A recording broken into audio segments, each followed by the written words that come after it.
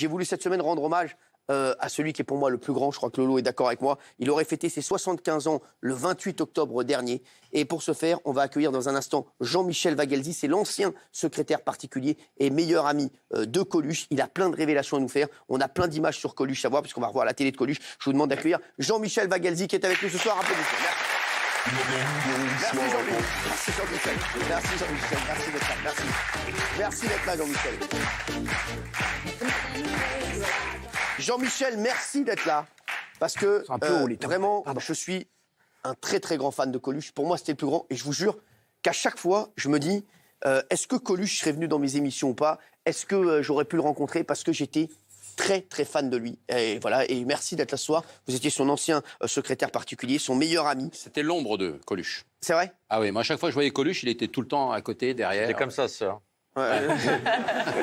Alors, vous aviez d'ailleurs écrit un livre à l'époque, Coluche, roi de cœur, aux éditions Plomb. Vous décrivez un homme tourmenté, hyperactif, très fragile, et un enfoiré au grand cœur avec qui vous avez fondé les restos. Vous l'avez rencontré à 16 ans. Ouais. Comment vous l'avez rencontré? Il venait souvent dans la boutique de mes parents. Mes parents avaient une petite boutique de télé dans le quartier latin. Ouais. Moi, j'étais un bon branleur de 16 ans, normal. Et puis un jour, il m'a dit, tu travailleras avec moi plus tard. C'est vrai, ça s'est produit, quoi. C'est incroyable parce qu'à la fin de vos études, il vous a demandé de rejoindre son équipe. Ouais. Histoire de ne pas continuer à être un petit jeune qui fait des conneries, vous avez dit ça. J'en faisais pas... Enfin, ouais, c'était l'époque, vous savez, les années 70, quoi. Ouais. C'est surtout les manifs qui me prenaient Mais du temps. Il a tenu sa promesse. Bien sûr. Oui. Et vous ne l'avez plus quitté? Non, c'est lui qui m'a quitté, donc... Ouais, bien sûr. Ouais. Alors, Coluche, c'était sur les plateaux de télé, à chaque fois qu'il y avait Coluche, on se disait, il va se passer un truc. Est-ce que vous vous souvenez de ce moment culte sur le plateau du Jeu de la Vérité? C'était en 85. Alors, pour les plus jeunes, Patrick Sabatier recevait chaque semaine un invité qui était soumis aux questions des téléspectateurs pendant 1h30. Les invités avaient le droit à 2 jokers, sauf qu'avec Coluche, rien ne s'est passé comme prévu. Regardez.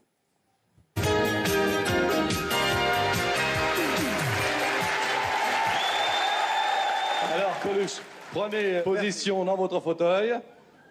Voilà.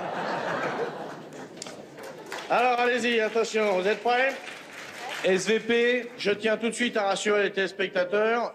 Il y en a pour 1h30, mais ils pourront aller pisser, il y a des chanteurs. première question. Bonsoir Coluche. Oui? Bonsoir Patrick. Bonsoir. Je suis Daniel Fresneau de Vissou. Je suis secrétaire. Stop! Joker! Voilà. Un joker. Non, je veux pas cette question-là, ça me plaît pas.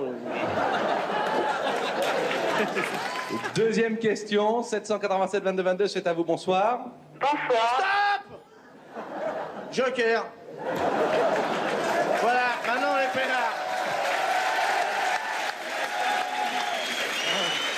Voilà. Ça, c'était énorme. Alors, il aimait aller sur les plateaux de télé, Coluche, ou pas?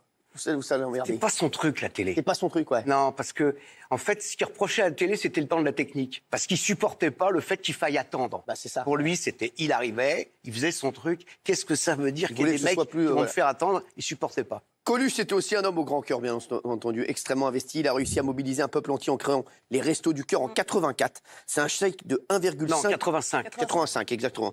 85 ? Ouais. Septembre 85. Merci, parce que lui, il a les dates, il est fort. C'est un chèque celle-là, je les connais un peu. Bien sûr, ça, heureusement que vous la Et connaissez. 26 janvier 86, le lancement en télé. Alors, c'est un chèque de 1,5 million de francs qu'il remet à la J'ai envie de dire BPR. le 3 juillet, je sais même pas pourquoi. Ton anniversaire. Tout le monde a envie de donner des dates, regardez.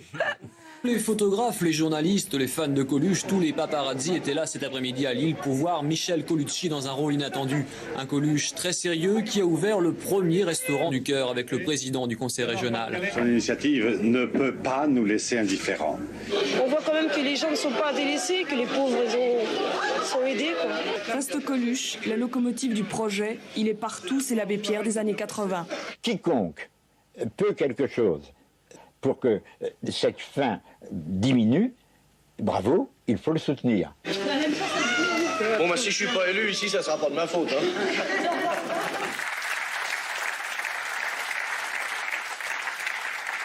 Alors, Jean-Michel, c'est ensemble que vous avez créé les Restos du Cœur. Comment ça lui est venu, l'idée, à l'époque, avec vous? Ça lui est venu, alors... C'est l'hiver d'avant.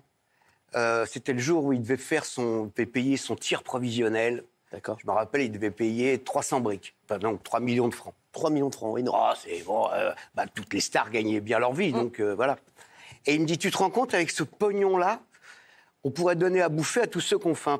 Et il me dit, tiens, regarde ce qu'on pourrait faire, occupe-temps. Bon, je regarde, j'appelle. Mais à l'époque, il était dans le trou. C'était à l'époque où il était, on va dire, un peu dans la dope. Et il avait eu un moment où il était un peu dans le trou. D'accord. Et puis, 9 mois plus tard, il me dit, bon, Singla, tu vas être secrétaire général. Mais de quoi? Et tout d'un coup, je sais pas, j'ai un flash, je lui dis, me parle pas du truc de bouffe, non, tu m'as parlé il y a un an. Mais il me dit, bah si, malin, c'est ça.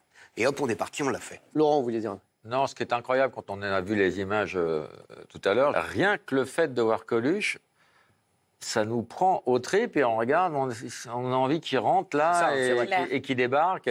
Il y a une charge affective sur ce mec qui est incroyable et que rien n'arrêtera jamais, quoi.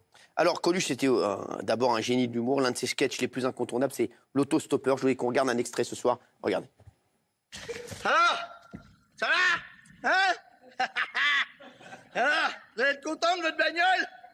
Oui, vous avez raison, faut pas être difficile, hein? Ça doit pas être cher, quoi. Ah, quand même, ça m'emmerde pas, hein. Remarquez, tant qu'ils trouveront les couillons pour la racheter, on pourra rien dire, hein. On entend bien le moteur, là. Non, je dis, c'est un diesel! Dites donc, j'ai regardé à cette vitesse-là, on n'est pas arrivé, hein.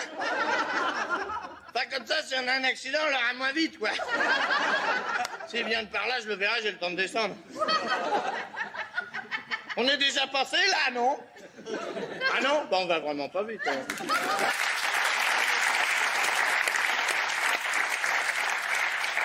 Alors, c'était aussi un provocateur. 25 septembre 85, il se passe quoi, Fabien Lecave? 25 septembre 1980. C'est l'appel de Coluche sur Europe 1. Pas du tout. C'est Lille. C'est le jour où on va à Lille. Ah non, c'est pose les statues, non? Coluche et Thierry Leluron défilent le mariage. dans les rues de Paris, oui, oh là là. déguisés en mariés, ils se disent oui, regardez. Ah ouais.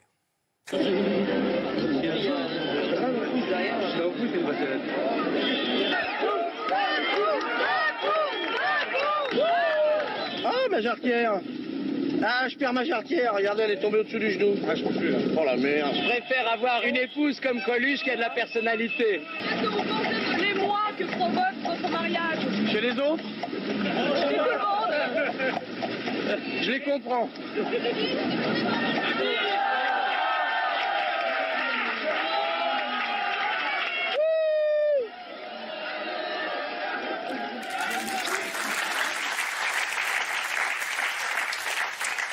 Vous vous souvenez de la une de Libération quand le Luron est mort? Non. Le Luron imite Coluche. Ah ouais. Pourquoi? C'était beau. Pourquoi? Parce qu'il est mort quelques mois après. Ah oui, il est mort en novembre et Coluche est mort en 19 juin. Mais ce que m'a dit Coluche à propos de ce mariage, il m'a dit, tu comprends, j'ai envie de faire un peu de pub au PD parce que ces andouilles, ils la font pas eux-mêmes. Donc au départ, cette démarche chez lui, c'était de faire comprendre que de faire rentrer dans les mœurs l'homosexualité. Mais ça, 35 ans avant la loi, quoi. Ouais, c'est incroyable. Ouais. Voilà. Et c'était ça son. Et c'est ça la vraie histoire, en vrai. Alors, Coluche, c'était aussi un grand acteur. En quelle année il a reçu son César, Lecave? Sur Ciao Pantin. 84, bien sûr, Jean-Michel. Il est meilleur que vous en date. Hein. Il reçoit en 84 le César du meilleur acteur pour son rôle dans Ciao Pantin. Souvenez-vous de son discours au César. Et Coluche pour Ciao Pantin. Franchement, je croyais m'emmerder en venant là. Et puis je me suis vachement marré, hein. Quand j'ai pas dormi, parce que j'étais à côté de Gainsbourg qui arrête pas de déconner. On m'avait dit pour être comédien, c'est pas dur, il y a qu'à coucher avec le metteur en scène. Eh bien franchement, j'ai tout essayé, il y en a quand même qui veulent, mais c'est pas les meilleurs, hein. Coluche, quand il a eu son César, il était fier. Ou il s'en foutait un peu. Il était vachement pudique, comme mec. Ah ouais. Donc, à la limite, quand il pouvait être fier de quelque chose, il avait tendance à dire le contraire. Vous voyez Donc, voilà, c'est comme quand il parlait des Césars, il disait « Ouais, mais enfin, tu sais bien, il y a deux genres de films. » Il disait « Il y a les films qui font rire et les films qui font chier. » Et donc, pour lui, un César, c'est pour les films qui font chier. Enfin, Coluche, il y a tout juste 39 ans, il se lançait dans la course à la présidentielle. Alors, regardez cette interview où il tenait un discours qui reste encore très, très actuel. Regardez. On est dans la merde. C'est-à-dire que moi, personnellement, ça va, j'ai gagné du pognon et je le dis tout le temps et j'en ai rien à foutre, je vais me tirer. Mais pour ceux qui sont obligés de rester, c'est vraiment le bordel. C'est vraiment pas bien. Il y a une pyramide sociale où il y a un mec qui est en haut, tout seul, Giscard, vous me direz, il y a du vent en ce moment là-haut. Bon. Parce qu'il y a beaucoup de mecs qui veulent sa place. Et plus on descend, plus on est nombreux. Et quand on arrive en bas, on est vraiment dans la merde. Alors moi, ce que je voudrais, c'est qu'on remue la merde de manière à ce que... C'est donc vraiment une histoire de merde, ma candidature. Je voudrais qu'on remue la merde et que l'odeur monte jusqu'au nez des mecs qui dirigent. Et qu'au lieu d'être tournés vers l'extérieur du pays, ils se tournent un peu vers l'intérieur et qu'ils disent qu'est-ce qu'il y a, qu'est-ce qui se passe, qu'est-ce qu'ils ont ceux-là. Ah merde, on leur prend tout leur pognon. Ah oui, il faudrait leur en laisser un peu.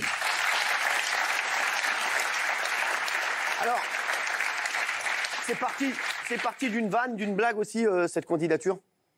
Ouais, c'est au départ parti d'un garçon qui s'appelle Romain Goupil, avec qui il était à Radio Monte-Carlo quelques mois avant, et ils en avaient parlé ensemble. Non, ça a duré 5 jours. Au bout de 5 jours, ils ont été virés parce qu'ils ont dit une connerie sur le pape, je crois. Oh, non, la principauté. Hein, et sur la principauté. Avant, ils ont attaqué et la religion et les princes. Ça faisait trop. Et donc, c'est parti de là. Ensuite, l'idée, c'était de dire, il me disait... Donc après, c'est à ce moment-là où il me demande de venir son secrétaire pour la campagne avec lui. Et il me dit, tu sais, si je fais 2%, ça va être génial. Le problème, c'est qu'au bout de 15 jours, il y avait déjà 12% dans les sondages, quoi. Et tout d'un coup, la blague, elle nous est revenue à la gueule de façon... parce que les lettres qu'on recevait, c'était pas gai, hein. Pendant sa campagne, il était sous protection policière. Ouais. Je crois que vous avez une drôle d'anecdote à nous raconter. Il paraît que vous achetiez de l'herbe par kilo et qu'il s'amusait à les faire porter par les policiers. Par kilo, des pochons comme ça, quoi. Ouais. Ben, disons que la campagne, c'est vrai que c'est quand même une grosse histoire de drogué, quoi. Ah ouais. C'est-à-dire que tous les soirs chez lui, on fumait beaucoup de pétards et les invités fumaient beaucoup de pétards. D'ailleurs, on avait une jeune femme avec une petite machine qui faisait des pétards pour les invités. On aurait dit des Marlboro, vous voyez. Enfin, faut pas dire les marques. Ouais. Et donc, un jour, on fait les courses, on revient, et il y avait toujours 2 policiers qui gardaient. Et c'est vrai que notre jeu... à la con, c'était d'avoir avec les gros paquets, je me souviens au moment de Noël, puis à un moment donné, ils ne pouvaient pas s'empêcher, ils prenaient le paquet d'herbe, ils disaient aux flics, vous pouvez me tenir ça 2 secondes, chercher mes paquets. Et nous, on était pliés de rire, et on avait le flic qui tenait le paquet d'herbe. C'était magnifique. Ouais. C'était son kiff, c'était son kiff. C'était bébête, on était bébête. Bon, on était jeunes aussi. Comment vous avez appris sa disparition? Ah putain, j'étais en train de négocier avec Liebig quelque chose pour les Restos du Cœur qu'on venait de créer. J'étais à Paris, je faisais une négociation pour que sur les paquets de soupe, on récupère des sous pour le... Voilà. Et ensuite, j'étais en train de préparer ma moto pour le rejoindre à Cannes. Et alors, et je vais pour récupérer ma bécane, et à ce moment-là, j'ai une copine que je croise, et je la vois avec une tête défaite. Elle me dit, j'ai de mauvaises nouvelles. Et là, voilà. Puis après... après, j'ai foncé un avion, gna. Jean-Michel, vous avez essayé d'en savoir plus sur sa mort ou pas du tout, sur les circonstances de sa mort? Bien sûr, ma première idée, c'était, comme j'imagine beaucoup de gens, ma première idée, c'était pas possible. Avec ce qu'on venait de faire, les Restos du Cœur, le fait qu'on se battait pour obtenir une loi qui n'était pas jouée, qu'on a eu seulement 2 ans plus tard. Bien sûr, voilà, et je me souviens, donc je me retrouve à la morgue à m'occuper des trucs. Et il y avait Jacques Attali, je me souviens, qui prend un avion spécial, qui était un grand ami, parce que Coluche était très proche du président Mitterrand. Et voilà. Jacques Attali était son conseiller. Et Jacques Attali était son conseiller. Et je me souviens, il arrive, il me dit « De quoi tu as besoin ?» Il me rappelle cette phrase. Et je lui dis « Écoute, première chose, est-ce qu'on peut faire vraiment une enquête sérieuse pour savoir ? Parce que là, j'ai des doutes. » Ouais. Voilà, c'est tout. Mais vous avez eu votre réponse ? La réponse, c'est qu'il y a eu 1 an d'enquête et qu'il a été conclu qu'il y avait eu un accident. Vous y croyez à l'accident, Jean-Michel, ou pas? Oui. Écoutez, c'est pas que j'y crois, je vais prendre les choses à l'envers. Ça fait 33 ans. On est à l'ère d'Internet où quand il y a un mec qui fait un prout, on le sait. Ouais. Bon, là, il n'y a jamais quelqu'un qui, même sur l'oreiller, a raconté un truc. Parce que vous imaginez le commando qu'il fallait pour le flinguer? Il fallait un commando. Et l'organisation. Et l'organisation. Bien sûr. Donc, voilà, disons que je fais confiance dans la justice de mon pays. Quoi. Voilà. Lolo, est-ce que vous connaissez le nom du pauvre type, du pauvre camionneur qui a tué sans faire exprès? Bien sûr qu'on le connaît. Bien sûr. Non, c'est quoi? Ardisson. Ah ouais. C'est vrai. Ouais. C'est fou. Bah oui, il est mort en plus, ce monsieur, je crois. Ah ouais. Il vous manque? Vous voyez, je revois les photos, ça fait 33 ans, mais... vous voyez ce que je veux dire? Oui. Voilà. Jean-Michel, je voudrais vous remercier d'avoir été avec nous ce soir. Merci Jean-Michel, merci d'avoir été là. C'est un grand honneur de vous avoir, vraiment. Merci. Ça nous a fait très plaisir.